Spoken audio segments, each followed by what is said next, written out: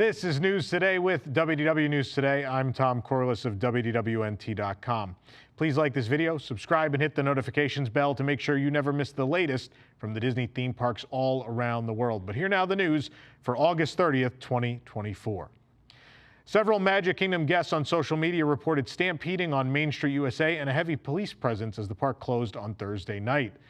The Magic Kingdom closed at 10 p.m. on August 29th. The incident happened somewhere around this time.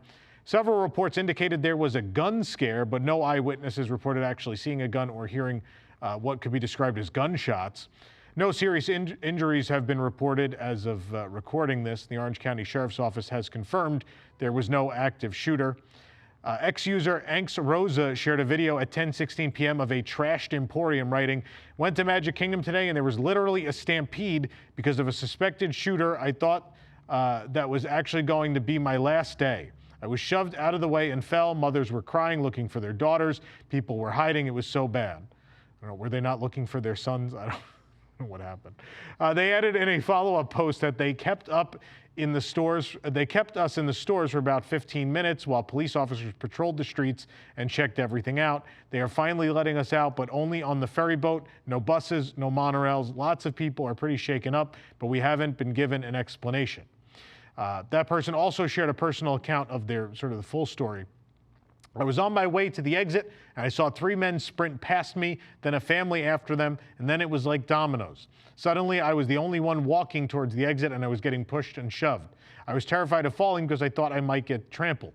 There were some screams of shooter, but I didn't hear any gunshots. People started diving behind anything that could hide them. Parents were already shielding their kids. I ran out towards Adventureland and I started having a panic attack slowly. I think no one heard any gunshots. Everyone started slowly calming down, but people were still beelining to get as far away as possible from the exit. They started directing us back into the shops, and police were patrolling the streets. We were there for about 15 minutes. I'd say they finally let us out and the monorail was shut down. They initially weren't letting anyone on the buses either and just funneled us all in a line for the ferry. A lot of kids were still crying and everyone was kind of trying to figure out what happened." Another user said they were on an operating bus, although Anx Rosa said the bus stations at Magic Kingdom appeared to be blocked off with police cars, sharing another quick video from exiting the park. User Taylor Bybee said they had loved ones who are at the park and are safe. They also said the incident was on Main Street, USA, somewhere on there. Guests ditched everything to hide, and cast members ushered many guests into usually off-limits backstage areas. Ex-user Nick's Energy Adventure also said they were sent backstage at Magic Kingdom and shared a photo of a half a dozen police cars in the bus loop outside of the park. Anthony Penny shared photos with WDWNT of the police cars at the bus loop and police officers on Main Street. The Orange County Sheriff's Office posted to X at 10:43 p.m. that there was not an active shooter situation at the Magic Kingdom and that the gun scare was instead a popping sound, possibly a balloon, that occurred during a fight. Guests began running in a panic, and that was the reported source of the active shooter rumor. In a statement, Disney spokesperson said, "We appreciate the immediate response of the Orange County Sheriff's Office to quickly assess and clear the situation. Normal operations have resumed and the park is now closed for the evening." If this is a balloon, there's been too many balloon-related crazy incidents at Magic Kingdom. I remember a couple years ago, the horse incident with Merida, where the balloon got stuck on the horse, and that was kind of scary. But nonetheless, yeah, I mean, typically if one person starts yelling shooter, this is what will happen. It's nice to hear that that's not the situation. No one got into the park with anything they weren't supposed to have. Of course, it's related to a fight, apparently, because everything the last couple of years at Magic Kingdom seems to be.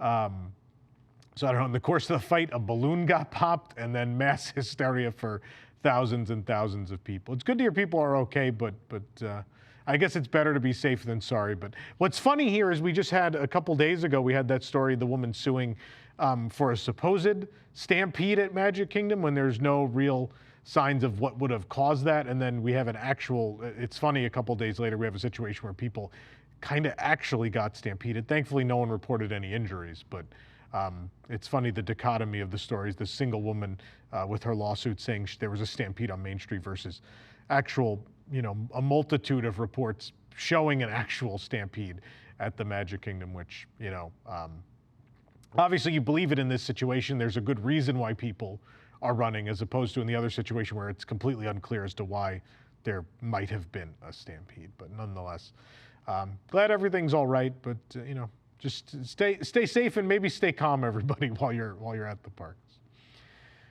The Little League team from Lake Mary, Florida, celebrated their Little League World Series victory as grand marshals before the Disney Festival of Fantasy Parade at the Magic Kingdom on Thursday. The team got to join Mickey, Donald, and Goofy during a special cavalcade. To begin the festivities, an orange banner was carried down Main Street reading, "Walt Disney World celebrates Lake Mary Little League World Series champions." A car with some of the team's coaches, a few players in their uniforms, and Mickey Mouse in a pinstripe baseball uniform and blue and red cap followed the banner. The team's head coach held up the Little League World Series Champion 2024 plaque to show off to onlookers. The second float featured even more players from the team, as well as Goofy and Donald Duck in their baseball uniforms. The Lake Mary players wore not only their jerseys, but also Mickey Mouse ear hats. Lake Mary, of course, is located just north of Orlando. The team was crowned the 2024 Little League champions after defeating Chinese Taipei 2-1 in the title game. The 2024 EPCOT International Food and Wine Festival has begun, and we have a lot to talk about. Let's start by talking about the merchandise. This year's merchandise features Figment, Remy, Mickey, and more.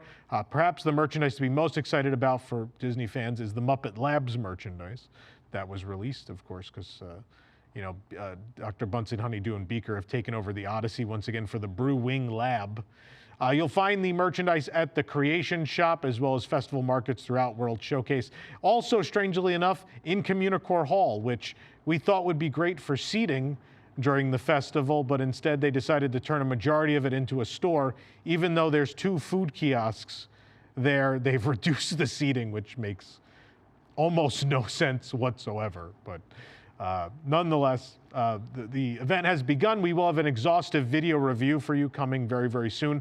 We did have 70 new items to try. It was a very long day yesterday, but that review is coming. If you don't want to watch it, you can always read it as well. It'll be posted at WDWNT.com, all in one big, long review. We've also got a look at the Remy's Hide and Squeak scavenger hunt, as well as what the prizes are this year on our website at WDWNT.com, and lots more food and wine coverage for you there. More than we have time to cover here on the show.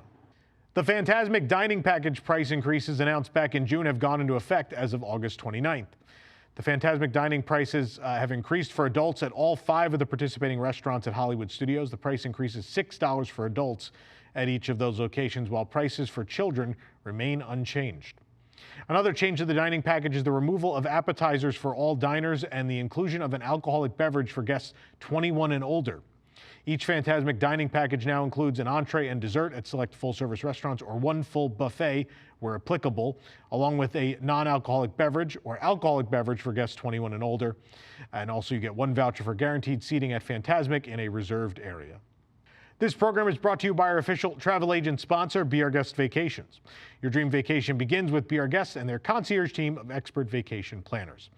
Head on over to beourguestvacations.com/WDWNT and their team will design your next magical vacation, from the Walt Disney World and Disneyland resorts to the Disney Cruise Line to Adventures by Disney and more. They're also able to book unforgettable VIP tours where you and your group can experience the ultimate park day. And the best part is their concierge services are 100% free. So book today. Oh, man. The Central Florida Tourism Oversight District has filed new documents for a quote-unquote new resort, fueling rumors that work will soon resume on the long-running Reflections, a Disney Lakeside Lodge project. WDW Magic reported that in this new filing, the CFTOD is considering Chen Moore and Associates for a master services agreement for Project S. According to the project brief, the purpose of this project is to provide a new transformer service yard, transformer loop, and SCADA monitoring cabinets for a new resort. Last month, a construction permit was filed by Walt Disney Imagineering for site and facility improvements at several addresses along Wilderness Way near the Copper Creek cabins at Disney's Wilderness Lodge. This may mean Disney could add more cabins, more facilities, but there are also connections to Reflections, which is what we think this really is. Wilderness Way was planned to be used as the entrance to Reflections. The permit contracts Balfour Beatty, a company that was listed on a similar permit for Reflections back in 2019, and the document is valid through March 31st, 2027. Disney announced Reflections at Disney Lakeside Lodge in 2018 following rumors of a new nature-inspired resort. The long-shuttered River Country Water Park was demolished in 2019 to make way for the new Disney Vacation Club Hotel, but COVID-19 shutdowns in 2020 and a 2021 permit for trailer removal supported rumors that the resort was canceled. However, in 2023, Disney filed a 5-year extension on the permit for the project's staging ground, and in May of 2024, another permit was filed. At this time, Disney has not made any announcements suggesting the construction of Reflections has or will resume. Obviously, they could have also redesigned it. It could be a different hotel, but the assumption here is that is a nice big plot. It's a prime piece of real estate. One would assume if they wanted to build there before, they still want to build there now. I think for DVC, they essentially picked a couple of projects that they felt were maybe would sell better and would cost less to build, namely being the cabins at Fort Wilderness and the new island tower at the Polynesian, which are, both of those projects considerably smaller than building a completely new hotel. So I think they kind of just threw those projects forward in the timeline and put this on hold for a little bit. But now, as time moves on and those open and they sell out, Disney Vacation Club always wants more inventory to sell. So there's always a new Disney Vacation Club resort seemingly on the way. And I prefer this to one of two things needed to happen. Either when they gave up, they needed to put the trees back and fix that plot of land so Fort Wilderness felt like Fort Wilderness again, or something has to happen with that land. But leaving it as a big, big pile of dirt with construction fencing is not the best option. Like it's one of the most serene areas in all of Walt Disney World, and it's been depressing back there for far too long. So I'd like to see something happen at this point. Obviously, I prefer trees, but an actual building people can go in is a nice consolation as opposed to the dirt mound. New experiences are coming to Disneyland Resort for Christmas 2024. Santa Claus and other characters will be in the Fantasyland Theater, where guests can decorate cookies and make crafts. Previously, we reported that Mickey and Minnie Mouse would have new costumes, but they aren't the only ones that'll be donning new looks this winter season, as Disney released a sneak preview of what we can expect to see Goofy, Clarabelle Cow, Donald, and Daisy wearing on Main Street. The Chip and Dale's Ornament Trail will debut on November 22nd in the downtown Disney district and run through January 1st. Guests can purchase a map from multiple shopping locations in the downtown Disney district, at the resort hotels, or at Disneyland for $9.99. And once the search for all the themed ornaments is completed, or not, the guests can pick up a holiday keepsake. Either way, you get the keepsake. Disney, of course, has teased dozens of limited-time holiday-themed food and beverage offerings coming to Disneyland Resort. They'll release more details at a later time. For now, all they've confirmed is that the Mickey gingerbread cookie will return, as if there was any doubt. And starting on November 19th, Goofy's Kitchen Celebrates the Holidays will open to guests at Disneyland Hotel. And on the same day at the Grand Californian, at Storytellers Cafe, Mickey's Holiday Pajama Party, a breakfast and brunch with characters in new pajamas, will be starting. Disney also announced new holiday merchandise collections coming from the parks, including Mickey Mouse Family Christmas, Holiday Red, and Snowman collections. This merchandise will be available for purchase at multiple locations, such as the World of Disney, Elias & Company, and the Emporium. And Disneyland Resort will bring back the very popular Christmas Fantasy Parade as well. Disneyland Resort will also have massive gingerbread houses on display at the Grand Californian and all new decor at the Pixar Place Hotel. The most iconic tradition during a Disney holiday is seeing snowfall along the rivers of America on Main Street and the west end of downtown Disney, and Disney has announced those will all be coming back this year. As well, the Believe in Holiday Magic Nighttime Fireworks Spectacular is back and performing nightly throughout the season. At Disney California Adventure, World of Color Season of Light, presented by Pandora Jewelry, will return to Paradise Bay. Some of the attractions will receive a seasonal overlay, of course, as well. There's It's a Small World Holiday, already going on as Haunted Mansion Holiday, which has that virtual queue. And Radiator Springs and Cars Land and California Adventure will also have its holiday overlay, bringing fresh cheer to Luigi's Joy to the Whirl and Mater's Jingle Jamboree. Disney Festival of the Holidays is returning to DCA, celebrating Southern California through food, beverages, new and returning live entertainment, and more. Disney also announced that the Mickey's Happy Holidays Cavalcade will be back. And Disney teased that the California Adventure Festival of the Holidays, they teased the Festival of the Holidays merchandise collection, which will be found throughout the park as well. Disney Viva Navidad will be back at Paradise Gardens at California Adventure, where guests can meet characters, craft, and enjoy live music. The Viva Navidad street party this year will only be returning on select days, and that brings us to our next story, which is about those select days. If you may remember the past, this event has been offered during the holidays at Disneyland. This was a daily offering. Of course, the last several months at Disneyland for entertainment have been rough.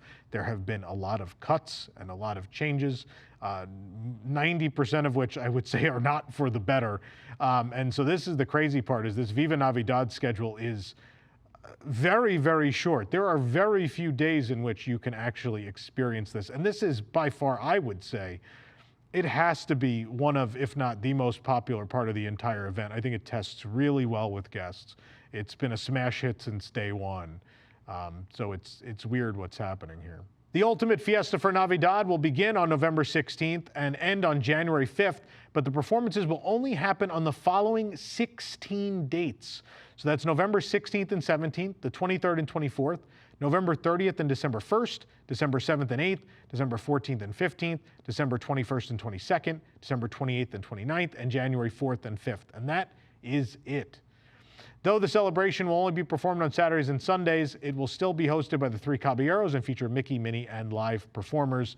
The Disneyland website describes the party as follows: enjoy the ultimate fiesta for Navidad. This joyous street party hosted by the Three Caballeros features exuberant performances, including authentic folklorico dancers, mariachis, Brazilian samba dancers, drummers, and incredible 12-foot-tall Mojiganga puppets of Santa and Mrs. Claus, with a special appearance by Mickey Mouse and Minnie Mouse in their fiesta best. Again, speaking of those budget cuts that have impacted live entertainment at Disneyland through this year, of course, they ended the stage performances at Club Pixar 2 months ahead of schedule. They also got rid of the Doctor Strange Mysteries of the Mystic Arts show in total. All of this coming after cast member unionization, which is a really bad look, by the way. This is sad. Viva Navidad is phenomenal. To even the cost to bring a show back for 16 dates is nuts. And really, like, let's be honest about what's going on here. What has to be going on here is, you know, we had heard rumors from people in entertainment. They had reached out to us and said, we don't think they're bringing back Viva Navidad this year. Usually by now we're being cast and all this other stuff is happening, and we haven't heard anything. And so, you know, we obviously are in good graces with Disney these days. So we reached out to Disney to find out, do you have a statement? Is this official? Is Viva Navidad coming back or is it not? So if Disney told us Viva Navidad would return. They didn't offer these details, but they told us it would return. So here's what I will say is I believe the plan was probably to not bring back Viva Navidad, and I think they got cold feet about it, knowing that the public would not respond well to cutting this show. That's what I think happened. And so essentially they were like, okay, well, we'll cast it, but we're only going to run it on weekends because that's cheaper. Do I think that's astronomically cheaper? Probably not, because I think you probably spend a good amount of money in the lead up to staging new entertainment at the parks every year, right? You have to cast people, you have to have rehearsals, you have to do all of this stuff. I'm sure there's all sorts of work that has to be done when you bring these seasonal floats and decor and all this stuff out of mothballs. I'm sure there's all sorts of stuff you have to do to make it look good or work again. And so there's a bunch of money spent up front anyway, which then at that point, I don't understand why you would deprive 5 days a week of guests out of seeing the show. At that point, just give it to people. Why are you doing this to people? It can't possibly save them that much money. It's just not. I don't think it makes sense to do. And I think people are gonna look, if people haven't caught on already and are complaining, I think guests are gonna show up during the week. Obviously, it's a very local audience at Disneyland. People are gonna show up during the week and they're gonna say, hey, I've been coming to holidays at Disneyland for 10 years. And you always had it during the week, so I showed up expecting it to be here. And I'm sure they'll get lots of complaints at guest relations about it. And that's the right thing to do. If you experience things in the park that you do not enjoy or that you think are lesser than what they used to be, you should go to guest relations. Now, when you go to guest relations, I ask that you be courteous and kind and remember the person that you're lodging a complaint to was not involved in the decision to cut or remove the thing that you're upset about. So just be really nice and just say, like, I just want to leave a note that someone hopefully will see that we are disappointed that Viva Navidad is not being offered. That's all you have to do. And the message is sent loud and clear if enough people file those complaints, right? But again, please be respectful when you do so. There's no, they didn't cut your show. The guest relations cast didn't take the show from you. Don't be mean to them, please. The Orange County Register reports that Disneyland will spend $600,000 to replace the Jungle Cruise tiger scene inside the Crumbling ruins section of the attraction. Maybe that's where the money for Viva Navidad went. According to the Disneyland website, Jungle Cruise will be closed from September 16th through October 3rd. Last November, we reported on walls suddenly going up around the ruins with the audio animatronic tiger still visible at the center of the scene. It looked like he had a little house. Some theming was added to the walls soon after, but there have been no changes since. And the fake ruins reportedly crumbled, and now Disneyland's finally going to fix them. According to the Register, they filed those permits valued at $600,000 for new electrical footings, a steel frame, and cement plaster rockwork. The photo you're looking at now will show how the scene previously looked with an archway above and behind the tiger. The 4 crocodiles remain on the steps, as does the giant statue of a head embedded in a nearby tree. Several new shopping and dining experiences have been announced as part of the evolution of the downtown Disney district at Disneyland Resort. Coming this winter, an all-new shopping destination will open, celebrating the unique fandom and stories of Earth's mightiest heroes and their amazing friends. The Avengers Reserve will feature favorite characters and stories through collectibles, apparel, accessories, toys, and comics. Curated assortments will make this a must-visit for fans of all ages, says Disney. Also coming this winter is the D-Lander Shop, which will be a fresh, quintessentially Southern California boutique celebrating trend-forward fashions for Disneyland fans, offering a stylish collection of apparel, accessories, and jewelry. Essentially, think of this as a replacement for the dress shop, which looks like is on the move because Marceline's Confectionery is being reimagined and expanded into the Disney Wonderful World of Sweets, a whimsical candy, sweets, and treat shop featuring tasty favorites such as churro toffee, caramel apples, sour balls, lollipops, packaged confections, and freshly made Werther's Original Caramel Popcorn. You'll be able to watch these delectable delights being handmade from an exhibition kitchen viewable from the promenade. And the shop will also open this winter. And in the meantime, you may visit the Marceline's Confectionery cart to pick up your yummy goodies. Stretch it, fold it, squeeze it, twist it. No, it's not a game of Bop It. It's the cutest slime ever. It's called Kawaii Slime, and it's coming to a cart this fall at the Downtown Disney District. Kawaii, of course, means cute in Japanese, and this company puts cute into everything they do. This mom-owned business brings an imaginative array of slime concoctions and toys in a multitude of different textures, colors, scents, and glittery mix-ins for kids and kids at heart to play with over and over again. Disney also shared more juicy details on 2 new restaurant concepts, a steakhouse and a barbecue eatery that are in the works for the Downtown Disney District from Michelin star chef Joe Isidori. The full-service steakhouse will have a warm and sophisticated ambiance with a menu highlighting prime cuts of beef, chops, fresh seafood sandwiches, and chopped salads. Bourbon connoisseurs and mixology enthusiasts may enjoy an inventive selection of expertly crafted cocktails as well. The adjacent barbecue spot will take a culinary approach to quick service, offering traditional barbecue dishes such as pulled pork, beef brisket, and smoked wings that incorporate unique spices and house-made sauces. A prominent outdoor bar will feature a wide selection of craft beers and a medley of moonshine cocktails. Chef Isidori's most recent culinary successes include Arthur & Sons, with locations in New York and the Hamptons, and Jotoro Kitchen and Tequila Bar in Tampa, Florida. As previously mentioned, these 2 eateries will be located on the footprint of what was Tortilla Joe's. And as previously shared, an all-new Earl of Sandwich is being developed in the Downtown Disney District. In addition to a light and airy Earl of Sandwich planned for the ground level, the second floor will be home to an all-new table service concept called the Carnaby Tavern. The Carnaby Tavern is being designed as a homage to the swinging 60s British invasion pop and rock bands from the UK. The restaurant will feature a patio with an indoor-outdoor full-service bar. The Earl's location on the east side of the district will close next year, so construction may finally begin on Porto's Bakery. They said that'll also open next year, but we would assume if they're not starting until early next year, they probably won't open till near the end of the year. So you have to wait a little bit longer for Porto's than probably some of these other offerings. In an Instagram reel, Disneyland Resort announced that Pluto's Pumpkin Pursuit will officially return on August 30th. However, unlike in previous years, the game will not be restricted to downtown Disney. This year, the hunt is on at both Disneyland Park and California Adventure. Each of the 3 locations will have its own specific map as well. After purchasing your map, guests will search the park they're in, looking for decorative pumpkins based on Disney characters. And every time they find one, they'll add a corresponding sticker to the map. And once all the stickers have been placed, guests can bring their completed map to one of the redemption locations to obtain a prize. The guests, however, aren't required to finish all of the, they aren't required to find all the hidden pumpkins or earn the prize. You could just cash it in without doing it. Seems unfair, but whatever. Prizes have not yet been announced. Last year, they were Halloween candy bucket sipper cups. The game can be played until November 1st. So if you buy the map and want to come back and finish later, you can do that. Those visiting Walt Disney World can once again participate in the game at EPCOT. For the absolute latest on these stories and all that didn't make it into today's show, be sure to check WDWNT.com and follow us on all your favorite social media platforms. You can support this show and the entire team behind it by joining the WDWNT Interglobe Society at patreon.com/WDWNT. Get access to exclusive content, discounted show and event tickets.